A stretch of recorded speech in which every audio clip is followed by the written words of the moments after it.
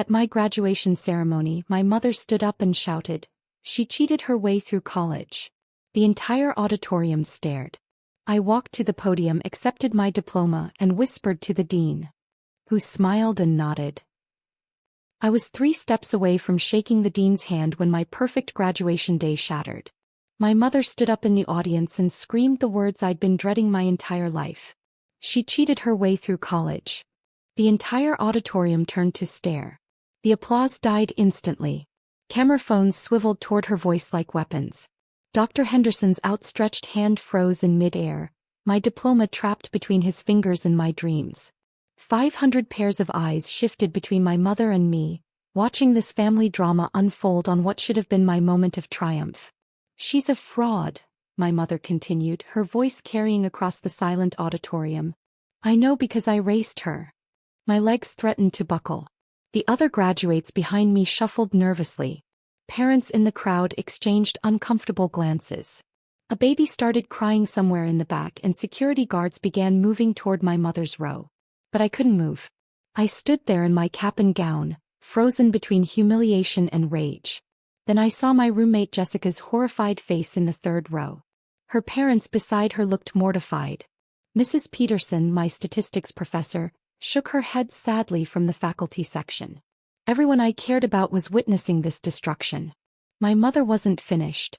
Ask her about the night she came crying to me for money. Ask her how she paid for her textbooks. She was standing now, pointing directly at me, her face twisted with years of resentment.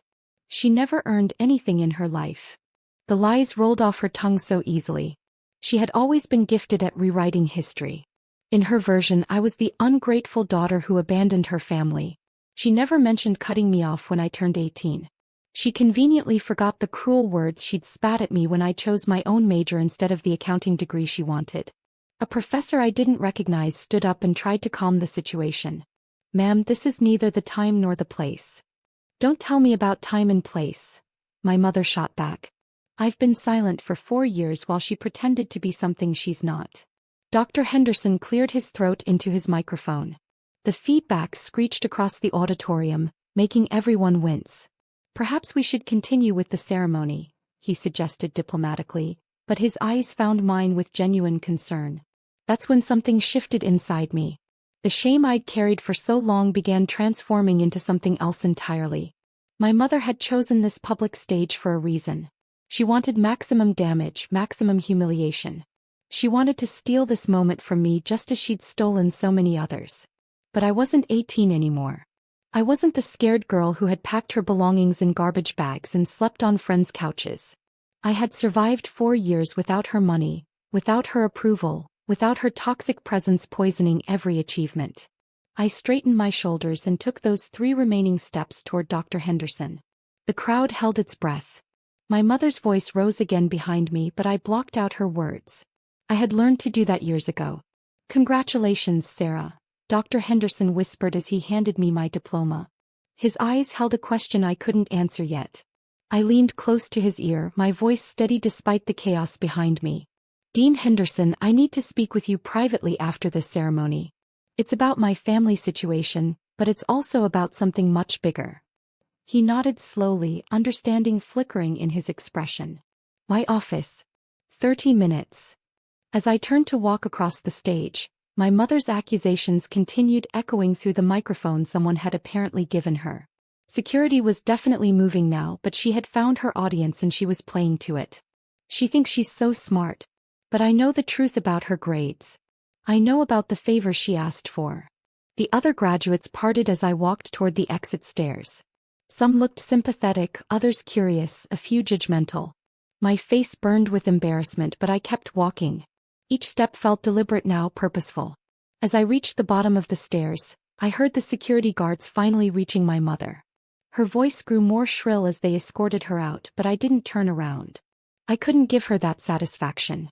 In the corridor outside the auditorium, families were gathering for photos. Children ran between the graduates in their caps and gowns. Normal families celebrating normal achievements in normal ways. Everything I had wanted and would never have. My phone buzzed with text. "Jessica, are you okay?" That was insane. My study group from chemistry, Ignore her, Sarah. We know who you really are. Even Professor Martinez, who rarely spoke to students outside class. Don't let anyone dim your light today. But underneath their kindness, I could feel the questions forming. The doubt my mother had planted would grow roots. People would wonder if there was truth in her accusations. My reputation, built carefully over 4 years of genuine hard work, was now tainted. I found an empty classroom and sat down, still clutching my diploma. The plastic cover was warm from my sweating palms. Through the window I could see families taking pictures on the quad, graduates throwing their caps in the air. The celebration continued without me. My mother's words replayed in my mind, but now I heard them differently. Each lie revealed her desperation. Each false accusation showed her weakness.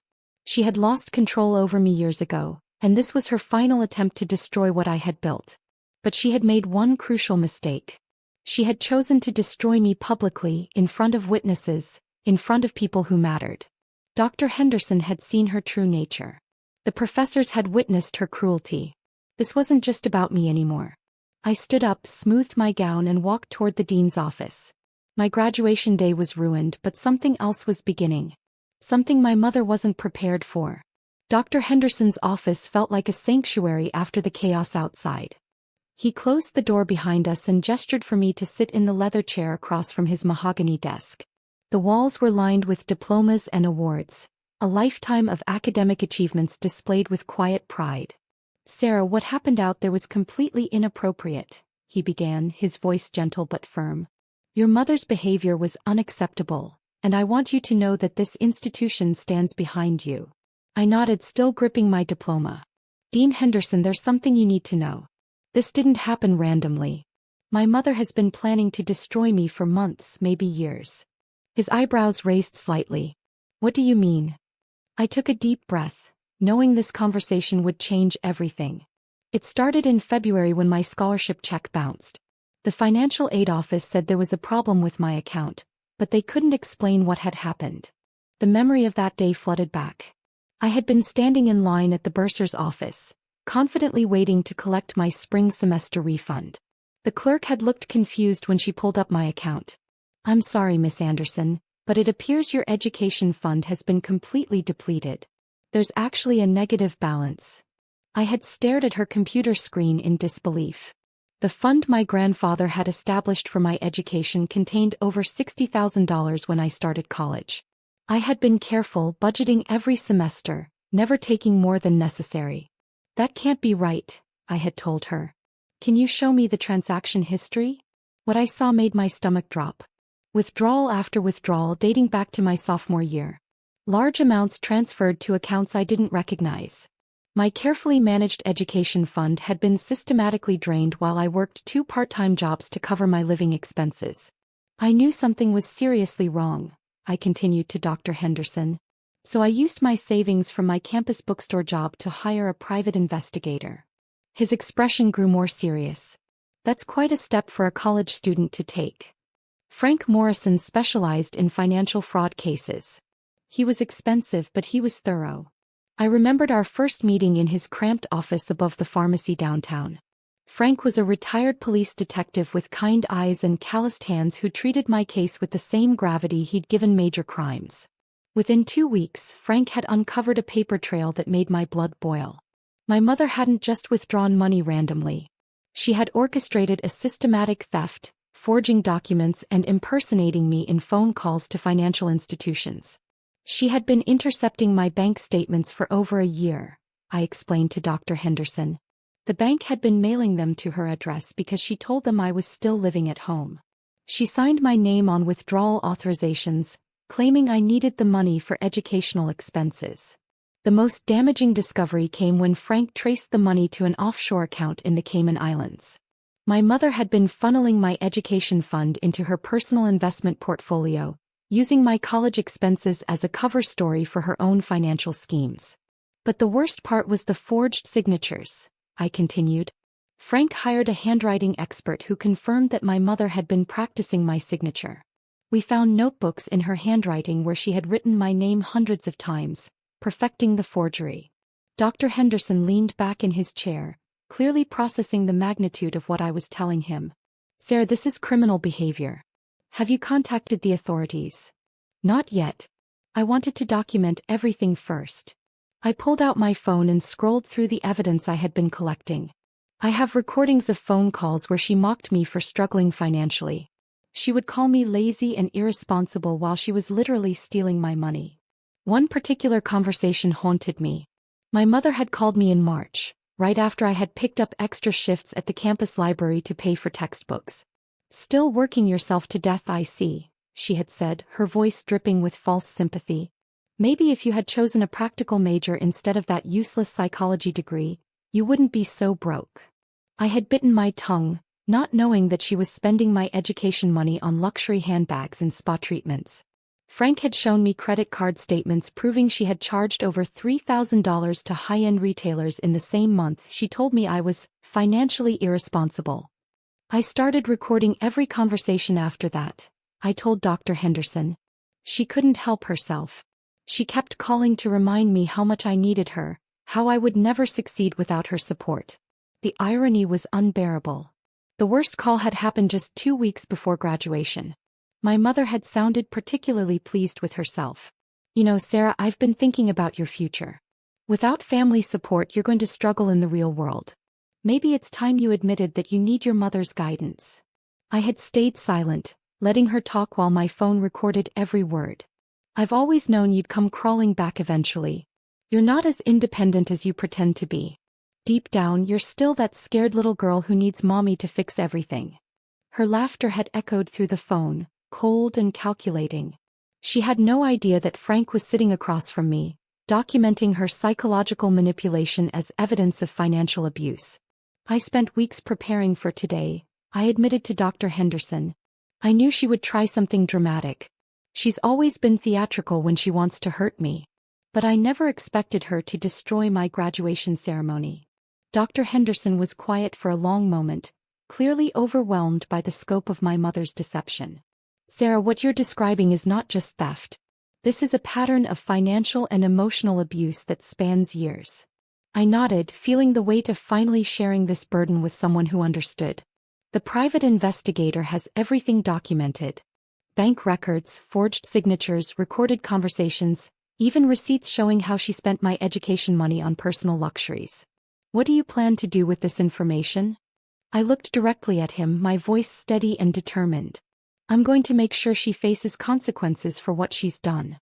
Not just to me but to anyone else she might hurt in the future." The afternoon sun streamed through his office window, casting long shadows across his desk.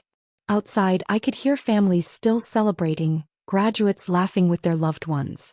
Normal people living normal lives, unaware of the battle that had been quietly raging in mine. "Dean Henderson, I need your help with something important." "I need you to be a witness," I said, watching Dr. Henderson's expression carefully. "When I file the lawsuit against my mother, I'm going to need people who witnessed her behavior today. People with credibility." He leaned forward, his hands clasped together. "Sarah, are you certain this is the path you want to take? Legal action against family is never simple." "She made it public first," I replied. "She chose to humiliate me in front of 500 people. Now she gets to face the consequences publicly too." The next morning, I sat in attorney Margaret Chen's office downtown, watching her review Frank Morrison's investigative report. Margaret came highly recommended by the university's legal aid office, a woman in her 50s with silver hair and sharp eyes who specialized in financial crimes.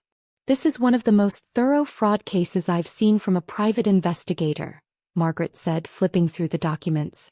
"Your mother didn't just steal money, Sarah. She committed identity theft, wire fraud, and forgery. These are federal crimes." My hands trembled slightly as I signed the paperwork to initiate the civil lawsuit.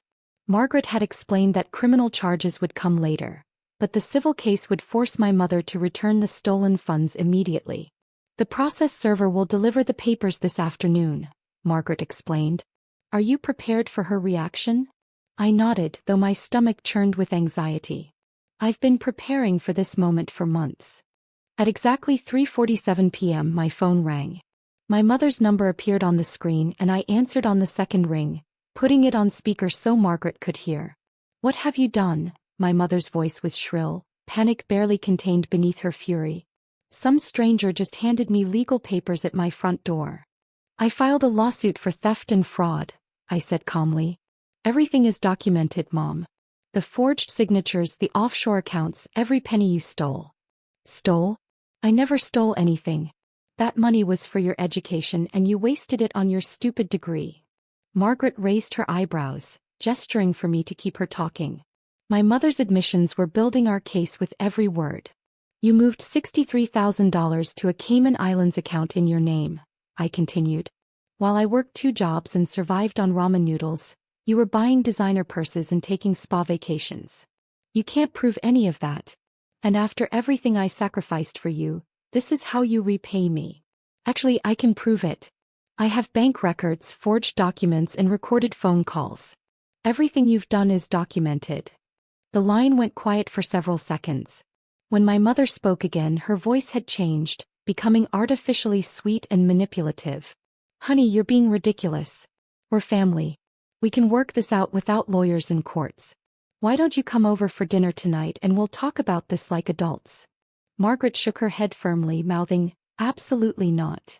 The time for talking ended when you destroyed my graduation ceremony, I replied. You'll hear from my attorney. I hung up and immediately turned off my phone. Margaret looked impressed. That went better than expected. She essentially admitted to moving the money and tried to manipulate you into dropping the case. Textbook financial abuse behavior. Within hours, news of the lawsuit began spreading through our small town. Millbrook had only 12,000 residents, and legal drama involving prominent families traveled fast. My mother served on the hospital board and volunteered with several charities. Her public image was carefully cultivated over decades. By evening, my phone was buzzing with messages from people I hadn't spoken to in years. Some offered support, others demanded explanations. Mrs. Patterson from across the street texted, "Honey, I always knew something wasn't right about your mother's finances." She bragged about expensive vacations while claiming she couldn't afford to help with your college. The most surprising message came from Jennifer Walsh, my mother's former friend from the country club. "Sarah, I need to tell you something about your mother's gambling problem. Can we meet for coffee?" The next morning, Jennifer and I sat in a corner booth at Millbrook Diner, away from curious ears. Jennifer looked nervous, constantly glancing around as if my mother might appear. "She's been lying to everyone for years," Jennifer began. "About 5 years ago she started organizing bus trips to the casino. At first it seemed harmless, just ladies having fun. But then she started borrowing money." "Borrowing money from who?" "From everyone. She asked me for $3,000, claiming it was for a medical emergency. She borrowed from other women in our bridge club too. None of us ever got paid back." My stomach sank as Jennifer continued, revealing the scope of my mother's financial deception. She had been running what amounted to a pyramid scheme among her social circle, borrowing money from one friend to pay back another while feeding her gambling addiction. "Last month she showed up at my house desperate for cash," Jennifer whispered. "She claimed you were in some kind of trouble and needed emergency money for legal fees. She wanted me to write a check for $5,000. What did you tell her?" I said no. But Sarah, she seemed different. Desperate. Almost manic. That's when I started wondering where all her money was really coming from. That afternoon, Margaret called with an update. "The court has scheduled a preliminary hearing for next week. Your mother hired an attorney, Richard Blackwood, from the city. He's expensive, which is interesting considering she's claiming financial hardship. She's probably using my stolen money to pay for her defense lawyer," I said bitterly. "That's actually good for our case. We can trace those payments too." On the morning of the hearing, I arrived at the courthouse wearing my best suit. The building was smaller than I'd expected, with marble floors that echoed our footsteps. Margaret carried a briefcase filled with evidence, while I clutched a folder containing copies of everything. My mother sat across the aisle with her attorney, wearing a navy dress and pearls, looking like the perfect picture of respectability. She wouldn't make eye contact with me, instead whispering urgently to Mr. Blackwood. Judge Patricia Reeves entered the courtroom and everyone stood. She was a woman in her 60s with gray hair pulled back severely and intelligent eyes that seemed to see everything. "This is a preliminary hearing for the case of Anderson versus Anderson," she announced. "Ms. Chen, please present your client's claims." Margaret stood confidently, her voice clear and professional. Your Honor, we're seeking damages for systematic financial fraud committed by the defendant against her own daughter. Over a period of 3 years, the defendant forged signatures, intercepted mail, and transferred approximately $63,000 from the plaintiff's education fund to personal accounts. My mother's lawyer stood to respond. Your Honor, this is simply a family financial dispute being blown out of proportion by a vindictive daughter. Mrs. Anderson acted as a concerned parent managing her child's finances. Judge Reeves looked directly at my mother. Mrs. Anderson, did you have legal authority to access your daughter's education fund after she turned 18? My mother's voice cracked as she replied, I was protecting her interests, Your Honor. She was irresponsible with money. That's not what I asked. Did you have legal authority to move funds from an account in her name to accounts in your name? The silence stretched uncomfortably long. My mother's face flushed red as she realized her mistake. Mrs. Anderson, I'm ordering a complete forensic audit of all financial transactions involved in this case. We will reconvene in 30 days with a full accounting. As we left the courthouse, I noticed my phone had 17 missed calls from family members. The news of the forensic audit had apparently traveled fast through our extended family network. The first voicemail was from my Aunt Linda, my mother's younger sister. Sarah, honey, we need to talk. There are things about your mother you don't know. Things that happened years ago. Please call me back. I dialed her number from Margaret's office while we waited for copies of the court documents. Aunt Linda answered on the first ring, her voice strained and urgent.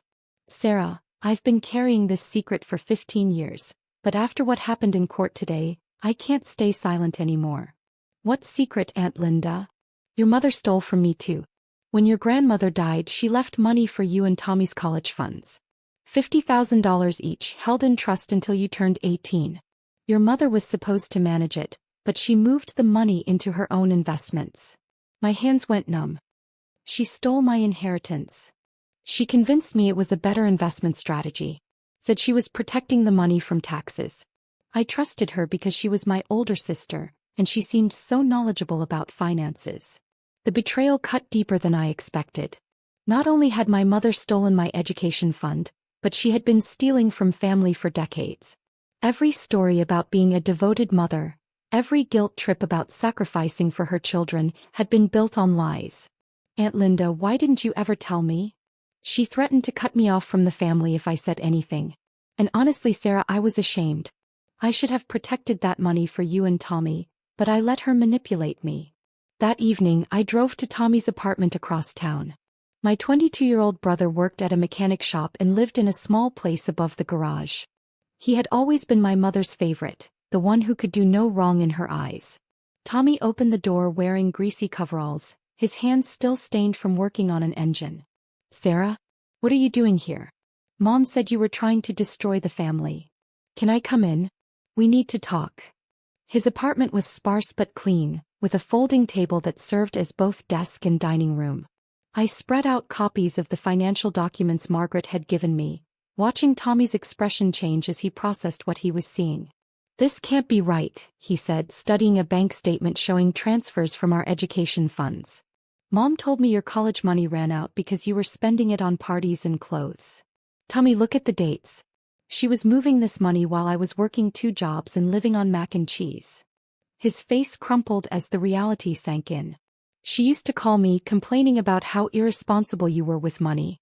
She said you kept asking her for help and she had to keep bailing you out.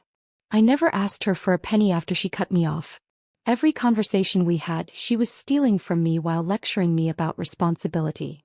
Tommy sat down heavily, running his hands through his hair. What about my college fund? Did she steal from me too? I pulled out another set of documents. She moved your money into the same offshore account.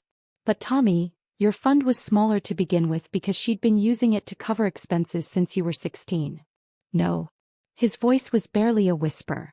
She always said she was saving every penny for my education. That's why I couldn't go to the university I wanted. She said we couldn't afford it. The next few days brought an avalanche of revelations as family members began sharing their own experiences with my mother's financial manipulation. My cousin Rachel called to tell me about a loan that was never repaid. My Uncle David mentioned strange requests for emergency money over the years. But the most shocking call came from my grandmother's former neighbor, Mrs. Elizabeth Morris, who had somehow gotten my number. "Dear, I hope you don't mind me calling, but I saw the news about your lawsuit in the paper.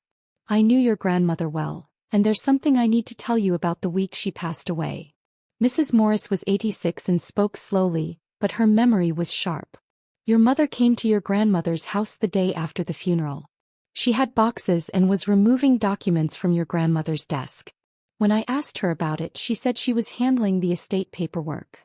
"What kind of documents?" "Bank statements, insurance papers, investment records."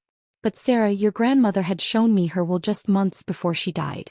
She was very specific about leaving money for your education. She was so proud that you wanted to go to college." My throat tightened with emotion I hadn't expected. My grandmother had died when I was 15, and my mother had told me she'd left everything to charity except for a few personal items. "Mrs. Morris, do you remember anything specific about the will?" "She left $50,000 each for you and your brother's education, and another $20,000 for your future wedding. He wanted to make sure you had choices in life, dear. She was very concerned about your mother's controlling behavior." That revelation sent me straight back to Margaret's office. If my mother had hidden additional inheritance money, it meant the theft was even more extensive than we'd documented. Margaret immediately filed for expanded discovery, demanding access to all of my mother's financial records from the past 20 years. "Sarah, if she's been systematically stealing inheritance money, we're looking at a much larger case." The legal pressure began affecting my mother's social standing in ways I hadn't anticipated. Her bridge club meetings stopped. The hospital board quietly asked her to step down from her volunteer position.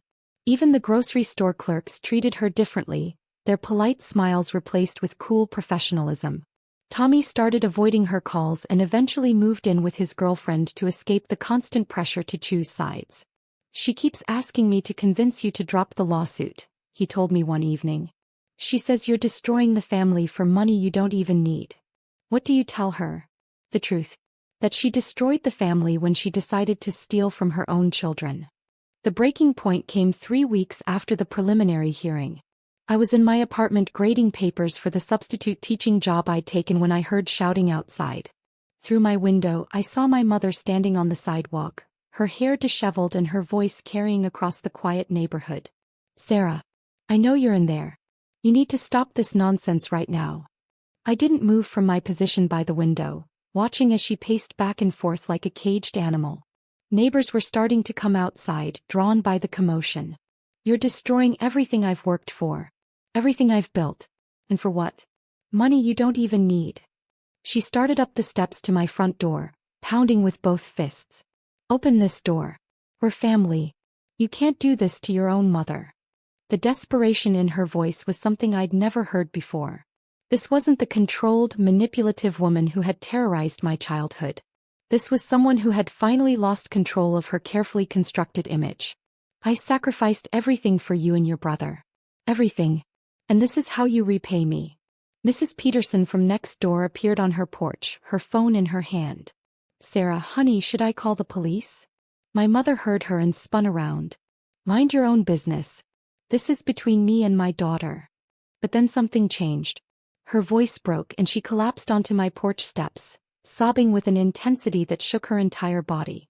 For the first time in my life, I saw my mother as she truly was, not the powerful matriarch, but a desperate woman whose lies had finally caught up with her. I stayed by the window until she eventually got up and walked back to her car, leaving behind only the echo of her breakdown and the certain knowledge that our relationship, whatever it had been, was truly over.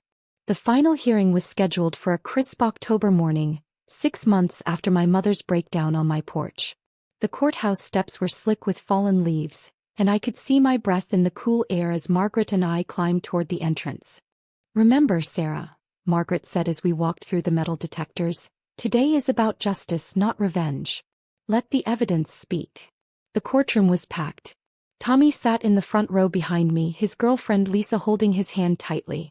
Aunt Linda had driven down from Chicago, her face drawn with exhaustion from years of carrying secrets. Even Mrs. Morris, the elderly neighbor, had insisted on attending despite her age. My mother sat across the aisle with Mr. Blackwood, looking smaller than I remembered. Her designer clothes had been replaced with a simple black dress, and her usually perfect hair hung limp around her shoulders. The months of legal pressure had aged her visibly. Judge Reeves entered exactly at 9 o'clock, her black robes flowing behind her as she took her seat. We are here today for the final ruling in Anderson versus Anderson. Both parties have submitted their evidence, and the court has reviewed all forensic reports. She gestured to the witness stand where Dr. Patricia Hammond, the handwriting expert, sat with a folder full of documents. Dr. Hammond was a woman in her 50s with wire-rimmed glasses and the quiet confidence of someone who had testified in hundreds of cases. Dr. Hammond, please present your findings to the court. Dr. Hammond opened her folder and pulled out a series of enlarged signature comparisons. Your Honor, I analyzed over 40 documents spanning 3 years. The evidence clearly shows systematic signature forgery. She held up one of the documents, pointing to my supposed signature on a bank withdrawal form. This signature was created by someone attempting to mimic the plaintiff's handwriting. You can see the hesitation marks here where the forger paused to ensure accuracy. A genuine signature flows naturally without these interruptions. My mother shifted uncomfortably in her seat. Mr. Blackwood whispered something to her, but she didn't respond. Furthermore, Dr. Hammond continued, I found practice sheets in the defendant's handwriting where she had written the plaintiff's name repeatedly, perfecting the forgery. This demonstrates premeditation and intent to deceive. Judge Reeves studied the evidence carefully. Dr. Hammond, in your professional opinion, is there any possibility these signatures were legitimate? None whatsoever, Your Honor. The defendant systematically forged her daughter's signature to gain unauthorized access to financial accounts. This was not a case of similar handwriting or family resemblance. This was deliberate fraud. The silence in the courtroom was complete. I could hear the clock ticking on the wall behind the judge's bench. My mother's breathing had become shallow and rapid. Judge Reeves turned to address the courtroom directly. The evidence in this case is overwhelming. Mrs. Anderson systematically stole from her daughter's education fund through forgery, identity theft, and wire fraud. She violated not only the law but the fundamental trust between parent and child. She paused, her eyes moving between my mother and me. This court finds that the defendant unlawfully transferred $63,400 from the plaintiff's education fund. Additionally, the evidence shows she concealed inheritance funds totaling $70,000 that were specifically designated for the plaintiff's education and future. My mother made a sound somewhere between a gasp and a sob. Tommy reached over and squeezed my shoulder. Mrs. Anderson, Judge Reeves continued, her voice stern, your actions represent a betrayal of the most basic parental responsibilities. You stole from your own child while she worked multiple jobs to pay for basic necessities. She lifted her gavel. Therefore, this court orders you to repay the full amount of $133,400, plus punitive damages of an equal amount, plus interest and legal fees. The total judgment is $300,000. The gavel fell with a sharp crack that echoed through the silent courtroom. My mother's composure finally shattered completely. She doubled over in her chair, sobbing uncontrollably while Mr. Blackwood tried unsuccessfully to calm her. The sound of her crying filled the courtroom, raw and desperate. I felt Tommy's hand tighten on my shoulder, but I couldn't take my eyes off my mother. I had imagined this moment for months, but I felt no satisfaction, no sense of victory. Instead, I felt hollow, like something inside me had finally been put to rest. Judge Reeves wasn't finished. Mrs. Anderson, I am also referring this case to the District Attorney's Office for criminal prosecution. The systematic nature of your fraud warrants criminal charges. As court officers began the process of serving the judgment papers, reporters who had somehow learned about the case crowded near the doors. Margaret quickly guided me toward a side exit, but I could hear their voices calling out questions. Sarah, how do you feel about the verdict? Will you be pursuing criminal charges? What's your relationship with your mother now? I kept walking, saying nothing. This wasn't about publicity or revenge. It was about justice for the scared 18-year-old girl who had been thrown out of her home and told she was worthless. That evening, I sat in my small apartment with a certified check for the first payment from my mother's assets. Mr. Blackwood had explained that she would need to liquidate her house, her car, and her investment accounts to meet the judgment. She would be left with almost nothing. The check felt surreal in my hands. More money than I had ever imagined having, obtained through the destruction of the woman who had given birth to me.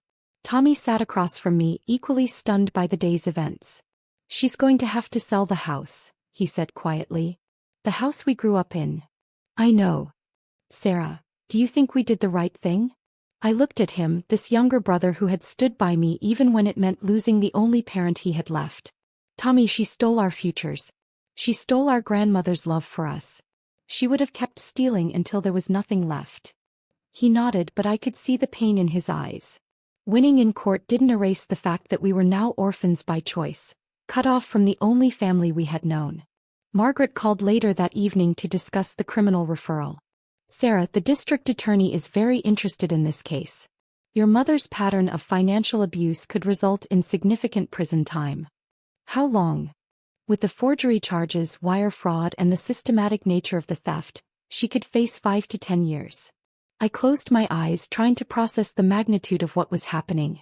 My mother, who had once seemed so powerful and controlling, was about to lose everything. Her money, her house, her freedom, her reputation, all destroyed by her own greed and cruelty. "Margaret, what happens now?" "Now we wait for the criminal proceedings to begin. And Sarah, you should be proud of yourself. You stood up to someone who had power over you your entire life, and you won." But as I hung up the phone and looked around my small apartment, I realized that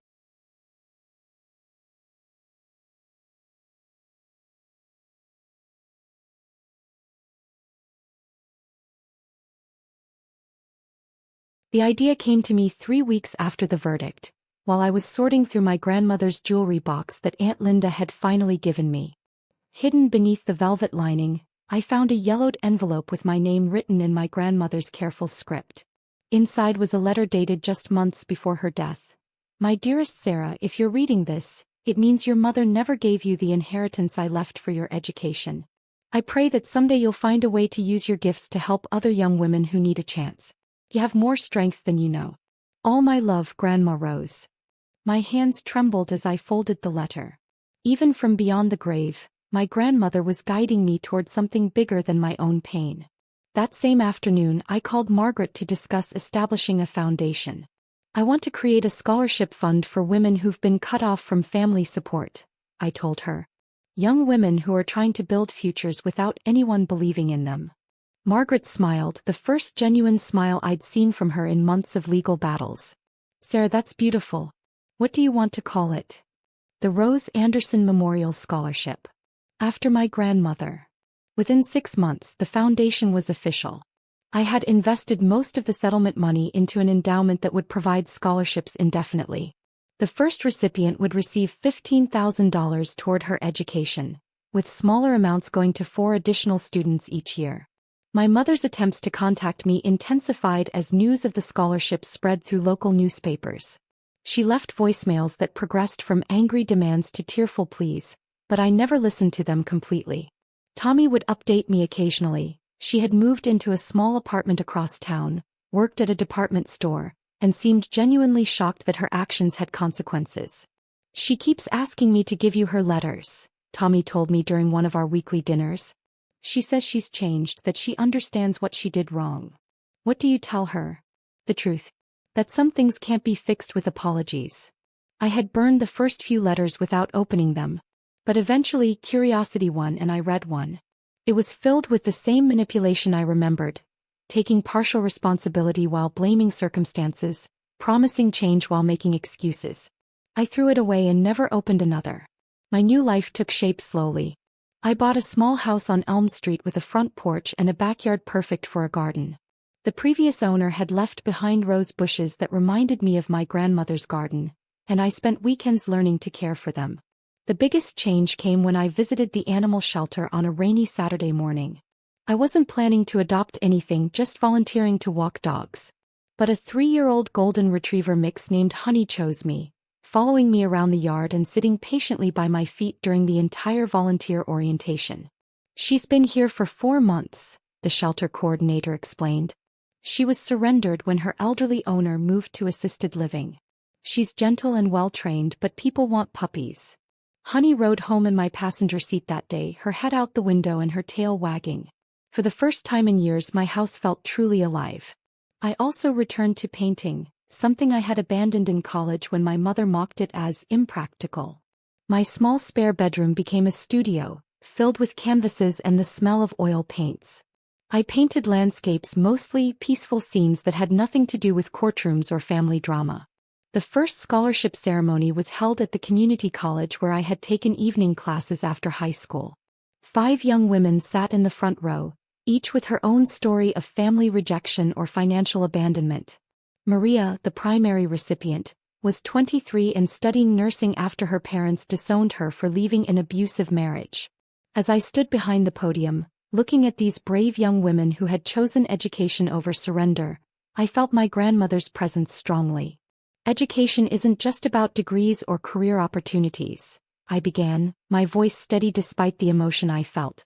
It's about proving to yourself that you're worthy of investment, that your dreams matter, that you can build something beautiful from broken pieces. Maria wiped tears from her eyes. 2 of the other recipients held hands, supporting each other as they had probably learned to do when family support wasn't available. Each of you has already demonstrated the most important quality for success: resilience. You've chosen to move forward when others tried to hold you back. You've chosen hope when despair would have been easier. I paused, looking at their young faces full of determination and possibility. This scholarship comes with one requirement. When you're established in your careers, when you're stable and successful, find another young woman who needs a chance and help her. That's how we build something lasting from temporary pain. The ceremony ended with individual meetings where I got to hear their stories. Sarah Beth was studying computer programming after being kicked out for refusing an arranged marriage. Jennifer was pursuing her teaching degree despite her family's insistence that college was wasted on women. Lisa wanted to become a social worker to help other abuse survivors. As the evening wound down and the recipients left with their checks and congratulations, I stood alone in the empty conference room.